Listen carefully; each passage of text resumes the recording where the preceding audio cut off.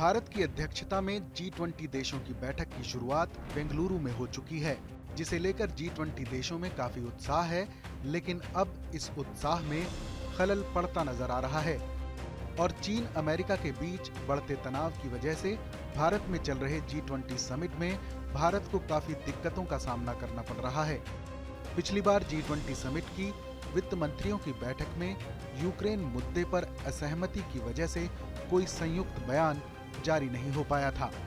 G20 में विदेश मंत्रियों की बैठक में सभी की सहमति के लिए भारत पूरा जोर दे रहा है।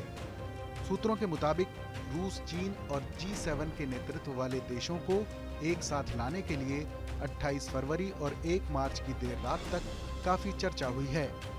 ये दूसरी बार हुआ है जब संयुक्त बयान जारी करने पर सहमति बनाने के लिए G20 के वार्ताकारों ने मुलाकात की है। बेंगलुरु में G20 की बैठक में संयुक्त बयान को आखिरी रूप देते समय रूस और चीन ने यूक्रेन युद्ध से संबंधित 2 पैराग्राफों पर आपत्ति जताई थी। चीन ने संयुक्त बयान के उस हिस्से पर आपत्ति जताई जिसमें रूस के हमले की कड़े शब्दों में निंदा की गई थी। G20 के विदेश मंत्रियों की बैठक में एक संयुक्त विज्ञप्ति पर आम सहमति बनाने के भारत के प्रयासों के बीच विदेश सचिव विनय क्वात्रा ने कहा कि इसके परिणाम को लेकर किसी तरह का पूर्वाग्रह नहीं रखा जाना चाहिए। रूस यूक्रेन के युद्ध को लेकर समिट में काफी देशों में मतभेद है, जिससे जाहिर है कि भारत को सभी देशों को साझा बयान पर तैयार करने के लिए काफी दिक्कतें आएंगी। इसके साथ ही कहा कि मेजबान भारत इस बात पर भी चर्चा करेगा कि इस संघर्ष का असर खाद्य, ऊर्जा और उर्वरक सुरक्षा पर होगा। विदेश सचिव ने आगे कहा, मुझे नहीं लगता कि मेरे लिए G20 विदेश मंत्रियों की बैठक के नतीजों का पहले से अनुमान लगाना वास्तव में सही होगा।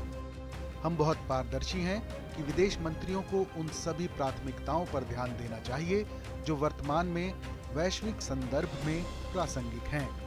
क्वात्रा ने यूक्रेन मुद्दे की चर्चा करते हुए कहा कि रूस यूक्रेन संघर्ष की प्रकृति और विकासशील स्थिति को देखते हुए स्वाभाविक रूप से ये G20 विदेश मंत्रियों की बैठक के दौरान चर्चा का एक महत्वपूर्ण बिंदु होगा।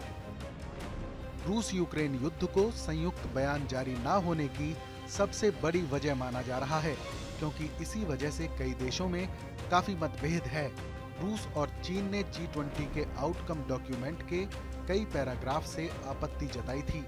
दोनों देश बिल्कुल सहमत नहीं थे। जिन पैराग्राफ्स पर आपत्ति जताई थी वो नवंबर महीने में बाली में हुई G20 की बैठक के घोषणा पत्र से लिए गए थे।